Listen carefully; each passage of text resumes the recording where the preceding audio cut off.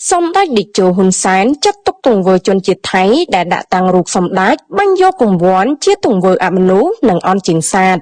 Xong đách địch chủ hùn sángประทินประสเพียในกัมพูชีในថ្ងៃទី6 ខែតុលា ឆ្នាំ 2025 នេះបានបង្ហាញសារពិសេសមួយដោយសូមអំពាវនាវដល់ប្រជាជនខ្មែរទាំងអស់កុំធ្វើទង្វើអាក្រក់ដែលជាទង្វើអមនុស្សនិងអន់ចិញ្សាទដោយថៃមួយចំនួនបាននឹងកំពុងធ្វើដាក់សម្ដេចហើយសម្ដេចតេជោក៏ប្រកាសឲ្យដឹងថា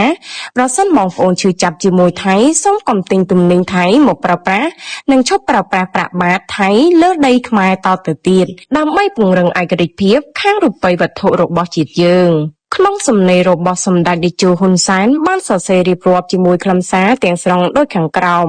នេះឬជាជនជាតិស៊ីវិលមានគុណធម៌សិលធម៌និងអរិយធម៌ខ្ពស់សូមជនរួមជាតិកម្ពុជាកុំធ្វើទង្វើអាក្រក់បែបនេះដែលជាទង្វើអមនុស្សនិងអន់ជាងសត្វមិនថាវីដេអូនេះធ្វើឡើងដោយមនុស្សផ្ទាល់ឬដោយ AI គឺសុទ្ធតែបង្ហាញនៅអំពើអាក្រក់ទាំងអស់មិនថាជនជាតិណាឬក្រុមណានោះទេ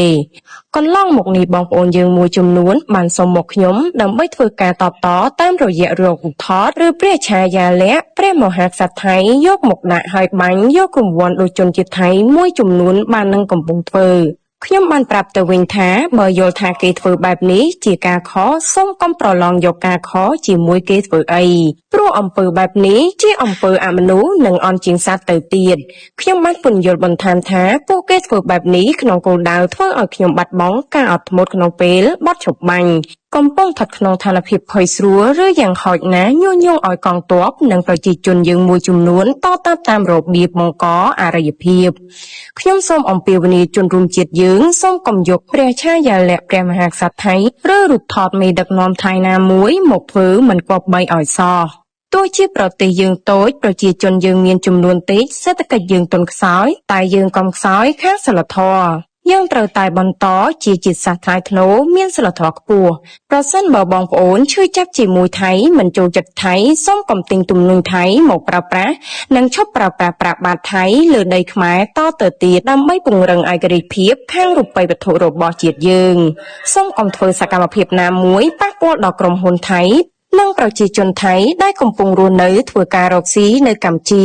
ខ្ញុំនៅតែជឿថាប្រជាជនថៃភាគច្រើនមិនចង់ធ្វើសត្រូវជាមួយប្រជាជនកម្ពុជានោះទេមនុស្សមួយចំនួននៅថៃរាប់ទាំងអ្នកដឹកនាំថៃខ្លះផងកំពុងវាយតម្លៃខុសពីសេដ្ឋកិច្ចកម្ពុជាថា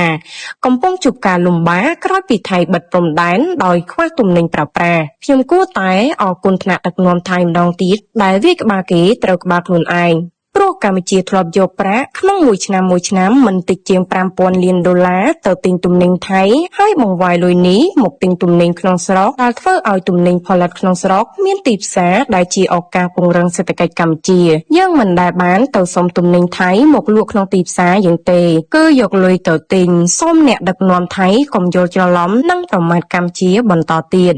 យើងដឹងថាពួកអ្នកជាអ្នកមានជាងកម្ពុជាតែអ្នកក៏យល់ថាយើងក៏បានយកលុយទៅទិញទំនិញថៃទើបធ្វើឲ្យប្រជាជនថៃមានទីផ្សាររកប្រាក់ចំណូល